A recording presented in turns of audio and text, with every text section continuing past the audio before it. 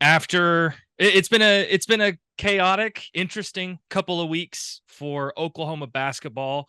In the last few days, OU got a ugly but necessary win over Oklahoma State last weekend at home on Saturday, a 4-point win they eked out. And then on Tuesday, it was like a step and a half forward and two steps back on Tuesday with a 79 to 62 loss in Waco at Baylor, a game that OU lost momentum late in the first half and just never really found it again, never really threatened in the second half. Not a detrimental loss on paper, but it pulls into question some things moving forward. We're going to talk about all of that here on In the Paint, a basketball show fueled by OU Insider and the Rivals Network. My name is Jesse Crittenden, and I am joined as always by Brody Lusk, who covers basketball and recruiting for us here at OU Insider. Brody, there's a lot to talk about with this Baylor game. It's been a couple days, but and there's a lot of stuff we're going to talk about, but just from a broad picture on the court standpoint, what was your takeaway from Tuesday? How ugly was that game for Oklahoma? It was super ugly. My biggest takeaway was the lack of offense. And Baylor, as soon like Oklahoma started out the game, I think they scored 7 points. Just like that. The offense looked good. JV McCollum hit a three, and they were moving. Baylor goes to the 1-1-3 zone, and OU had no answer for it whatsoever. They couldn't get anything going against that zone. And to me, UCF went zone a couple weeks ago, and OU couldn't do anything against it then. So my problem right now, from what I'm seeing, is the offense. It's just, and what offense? I don't even know. It kind of, to me, they don't really have an identity or anything offensively, and it doesn't really seem like there's being any plays ran to get players open, or players aren't really doing anything to get open. I mean, there was a lot of times in that Baylor game against the zone, they were just passing the ball around. Against the zone, what you want to do is you want to get to the middle or start drive and get to the weakness of the zone. There was none of that. And so that, it was just hard to watch, man. That was probably my biggest takeaway, was the offense. No, I agree with you. And look, winning on the road is hard, and obviously they were without John Hughley, who's dealing with some knee stuff. We'll talk about the injuries here in a sec, but no, I agree with you. And look, it was a 2020 game, a tie with a little under 7 minutes to go in the first half. Milos Uzan hit a three to tie it, but then Baylor ended the half on a 20-7 run, and that's really when not only Baylor hit a bunch of threes, and sometimes that's something you can't really do that much about, right? But I agree with you. Offensively, it was not only like you have to give credit to Baylor for their defense and that zone, but yeah, it looked like OU wasn't ready to attack it, and that was surprising to me, given that Baylor is known and has been known for utilizing its zone defense, and it's a little unique in the way that they run it. But yeah, it was not only was it a lot of passing back and forth at the top and not really getting to the rim, but they also just weren't hitting shots. And really, to me, once it snowballed, they went into halftime down 11. They never got it to single digits in the second half. To me, the thing that I was a little worried about, or the thing that worries me slightly, is like they just, it almost looked like the fight was kind of gone early in that second half. Don't you feel, whether it was just Baylor hitting shots, that the offense not working, they just didn't. There was no. I thought they would go on a run and maybe cut it to 8, right, or something, 7. That never happened. Baylor just took control and never let off the gas. I was thinking the same exact thing, because when you look back at previous games, like the North Carolina game, they did show fight later to end that game, even though North Carolina was hitting anything. He was hitting nothing. TCU, I think they had little bit of a late run, way too little. So they've done that in the past, and there just wasn't any of that. And the commentator made some pretty interesting comments on it, and it just didn't seem like OU had the energy, whatever it was, late in the game. And Jaden Nunn's probably still hitting 3-pointers right now. I mean, he's six. I think he was 6 for 9 from 3-point. When are they going to start guarding him? I don't know. He was hitting everything, and OU wanted him this past offseason. He visited Oklahoma, but he definitely did a ton of damage to the Sooners in that game. Yeah, hit 4 threes, I think, in the last 6 minutes of the first half to really kind of. I mean, that was the ball game. It was 20 to Yeah. 20. He hit a bunch of threes. Baylor went on a run. That was the game. That was it. And really, it goes to show again, you don't want to overreact too much to one loss. OU is still 18-7. They're 6-6 in the conference. There's a lot of paths ahead of them where this ends the way they want it to and they make the NCAA tournament. We'll talk about that in a little bit. But to me, it was a microcosm of when they've struggled. It's because they're turning the ball over. It's because they're not hitting shots. And it's because, and particularly offensively, it's because JV McCollum's not going. He just, again, it was another kind of dud from him. 9 points, which is a dud from him. It's kind of been a pretty rough stretch for him the last 3 weeks. I think he's single digits in 4 of the last 6 games. And OU just didn't really have anybody that stepped up except Rivaldo Soares, who had 17 points. And just like he's been through pretty much all of conference play, not only OU's most consistent player, but OU's most impactful player. Then late in the second half, looks like he looks like he turned his ankle pretty good, and not only left the game but couldn't put any weight on it as he walked off the floor. Now, we still don't really know specifics on his injury, but aside from all the on the court stuff and the rest of the team, that's the thing I'm most concerned about, Brody, moving forward is, I mean, this is a guy that's in conference play. He's averaging 10 points a game. He's averaging nearly 6 rebounds a game. He's shooting 58% from the field. He's hitting threes. He's probably their best defensive player. If they miss him for any extended period of time, 1 game, 2 games, 3 games, however long it is, that's going to be, I actually think there's an argument to be made that is the worst player that could get hurt for OU right now. Where do you sit on that? I would totally agree with that. And you're just hoping it's not a high ankle sprain, because if it's a normal ankle sprain, maybe he's good to go next Saturday with the bye week next week. But that, you just hate to see it. He Soares always, like, what you're going to get from him every single game. And there's been a ton of games they've won where you can point at that game and say one of the biggest reasons they won that game was because Soares. Look at the Oklahoma State game. He got the steal late down the stretch on the last play of the game. So, and it looks bad, especially when you see a guy like him who's extremely tough and he can't put any weight on it. So I definitely agree. I think that right there, if he misses an extended period of time, that's a huge loss. I'd be pretty surprised personally. And I don't want to speculate too much. I'd be a little surprised if he goes this weekend against Kansas, obviously a top 10 team coming into Norman.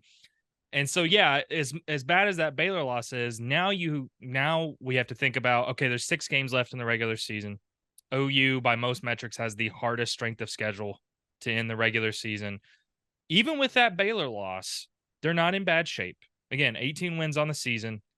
You got to think that if OU can end this regular season, probably like 3-3 heading into the conference tournament, their chances at the NCAA tournament are pretty good. They were projected on Tuesday as a 6th seed by Joe Lunardi at ESPN, but there's some winnable games. Next weekend against Oklahoma State is a very winnable game, but this is a Kansas team that beat them by 12 in Allen Fieldhouse last month, and you can't. And this is still a home game for OU, and we've already seen that winning on the road is really tough. Brody, I think this is a pretty tough mountain to climb for Oklahoma if you're playing a top 10 team at home and you might not have Rivaldo Soares and you might not have John Hughley, because not only are you missing arguably your most consistent player at the very least, and you're missing your backup big, but now you're having to turn to Luke Northweather and Caden Cooper, a pair of freshmen, probably off the bench, to replace those guys. What's your mindset going into this matchup with Kansas, this second matchup with Kansas, and how, if you're Porter Moser and you're this OU coaching staff, if you don't have Soares and Hughley, what do you do here? How do you replace them? I don't think you can. I mean, I don't know if there's anyone on this. I don't think there's anyone on this roster that can replace what Rivaldo Soares brings to the table. And you mentioned it. They'll have to turn to Luke Northweather, and they'll have to turn to Caden Cooper and maybe even Yaya Keita, if it gets there. But it's just that part already is going to make it extremely tough to beat any team in the Big 12, let alone a team that just got destroyed on the road by Texas Tech. I mean, ran out of the gym. Their By head 30. coach got ejected. They couldn't do anything. Hunter Dickinson didn't even show up to the game. And he missed like every shot he took. Kevin McCullough was hurt. And you got that Kansas team coming to Norman. You know for a fact they're going to be ready to play. They had a disappointing week, and I think they had a loss last week too, Kansas State. So, they're going to come in there ready to play. And if they have McCullough or not, it's just going to be extremely challenging for Oklahoma, and they're going to have to lean on Milos Uzan, Javian McCollum, Jalen Moore, and Otega Owe. Those guys all will have to play probably 30-plus minutes if you want to, go get a win against that Kansas team. But it'll be extremely difficult, and the Stores and Hughley stuff just makes it all the more difficult. Well, and you mentioned like Kansas coming off a loss. They've been dealing with some injuries. But the thing that really hurt them in Allen Fieldhouse, the player that really hurt them was Hunter Dickinson. That's who hurt them. 24 points, 14 boards, 5 blocks against the Sooners in Allen Fieldhouse. So yeah, I think my question and the other thing that played a big role was turnovers. OU lost that battle 11-2. Kansas set a franchise or a program record for fewest turnovers in a game. That's probably an outlier, not likely to happen again. But to me, if you don't have Hughley, who's probably a little more equipped to defend Dickinson in the post, and you don't have Soares, who's probably been your best defensive player, that's whether they have McCullough or not, who did have 21 points against OU last month. Dickinson is the thing to me. And if you don't have Hughley or Soares, now you're turning to Luke Northweather, who's had some good moments. Look, he's gotten inconsistent playing time. I think Tuesday was a little rough for him, but also I think that the circumstances are surrounding the team were a little weird on Tuesday.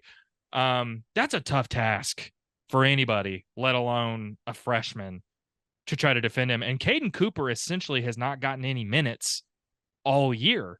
So to me, now you're looking at someone like Javian McCollum, but this has just not been the best. Conference play has not been kind to Javian McCollum. That's the best way to say it. So I don't know.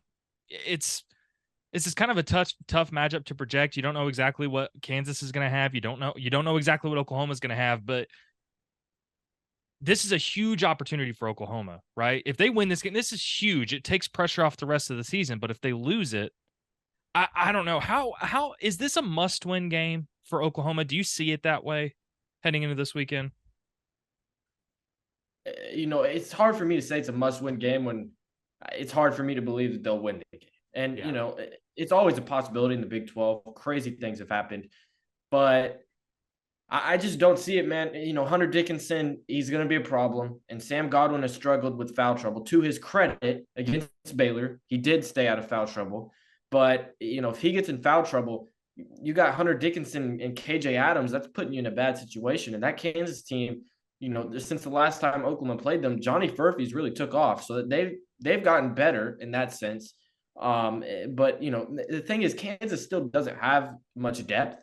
But I just don't think Oklahoma will be able to keep up with them in this game. As far as a must-win game, yeah, I can't consider it a must-win game because, again, I don't think they can win it. But if you lose the game, you're going into a bye week thinking about 2 straight losses in a rough week. That's going to put a ton of pressure on that Oklahoma State game, not to look too far ahead. But, I mean, that, if you could win it, the morale would be much higher heading into that bye week. So it'd be huge if they can win it. I just don't see it. We'll see. Look, it's a Saturday game on ESPN at 3:00 at the Lloyd Noble Center. OU's played pretty well at home for the most part, outside of those collapses against Texas and Texas Tech. That game against Kansas and Allen Fieldhouse was competitive for much of that game. OU even led a couple times in that second half. I'd agree with you. I don't think it's a must-win game, but if they lose it, it puts a ton of pressure on that Bedlam matchup next weekend. This is not a good Oklahoma State team. They're just not, at least compared to the rest of the Big 12 and what they have had. OU has really struggled in Stillwater the last few years, particularly under Porter Moser, and they had to scratch and claw just to pull out Bedlam at home. last weekend. So yeah, I agree with you. I don't think it's must win, but that turns Oklahoma State into a must win game if they lose this weekend. And that's when, let's project out a little bit further because Oklahoma's done enough to stay afloat in Yep. conference play. Again, they're 18-7, 6-6 in conference play. But look, the last few days have been a little weird. And look, this is not the first time that Porter Moser's name has been linked to other programs. Last year it was primarily Notre Dame. This year DePaul has been a name that's been thrown out, although I don't think that's the only program name that's out there. Um, some of it, it's hard to know how fair or unfair it is. You can't control if your name's out there or not. But at the same time, this is another time it's happening. Porter's name has been out there. He's emphatically denied it, or not. I wouldn't. He has denied. He has denied it. Yeah. He has continued to reiterate his interest in being Oklahoma's coach long term. But Brody, the for what's been a noticeable improvement for Oklahoma this year compared to the last 2 years under Porter, this is a weird time for his name to be out there. And I know you don't want to speculate too much, right? There's a lot of ways this could go, but I think instead of trying to speculate too much, to me, I'm just looking at how does OU finish this regular season. Mhm. That's in terms of what Porter Moser's future could possibly be. How are you seeing his name being out there again? What he has said, which is basically that he's had no interest, that it's just rumors, that he wants to be OU's coach. What have you taken from what he said? And how much do you think any speculation, rumors, potential interest, how much is it potentially tied to how OU ends this regular season? Yeah, as far as what he answered, I know a lot of people have said that he's denied it pretty emphatically, but I've texted with some people who are not really they're not really familiar with a lot of stuff Oklahoma, more national guys. They've kind of they felt that he looked uncomfortable or felt uncomfortable answering the question. He definitely answered it a lot different than he answered it last season. His name DePaul got thrown out. That's a rumor. At the end of the day, I think DePaul is a long shot. I feel I do comfortable too. saying that. But the DePaul stuff more so, it makes you wonder what some other opportunities could look like. With the coaching carousel, that's kind of already gotten underway. But at the end of the day, there's been a lot of rumors recently, and you're still 5-6 weeks until the season ends. So I can only imagine what it'll be like at that time. At the end of the day, nothing's going to happen until the season ends. So, the focus has to be on the season. Um, that being said, I don't know, man. It's been a little weird recently, but I definitely think all focus needs to be on how the season ends this season. No, I agree with you. And look, sometimes it's hard to, DePaul is in Chicago, and Mm-hmm. and Porter even said it last year when denying the Notre Dame rumors, which were rumors. He said, I mean, look, he grew up near Chicago. He coached at Loyola. He loves Chicago. His family loves Chicago. There's always going to be that connection there. He has continued to reiterate what he's building in Oklahoma. And Mm-hmm. despite some low points this year, this season has been emphatically better than it has been the last 2 years. OU is still in prime position to be an NCAA tournament team, something they have not been the last 2 years. But you look at the rest of the schedule, this home game against Kansas, they've struggled in Stillwater, but they've still got to play Houston. They've still got to play Iowa State. They've by most metrics, they have the toughest remaining regular season. And you think they have 6 conference wins 2 years ago, and we were talking about this off air. 2 years ago, after the tournament, which they made a run or after the Big 12 tournament, they made a run to the Big 12 tournament championship and finished after the Big 12 tournament with 7 conference wins, and they were just short of the NCAA tournament. So you got to think if they get a couple more wins here down the stretch, I think 3 in there guaranteed, probably most likely. 2 plus a tournament win, it's guaranteed. Mm-hmm. So there's a lot of paths, right? But don't you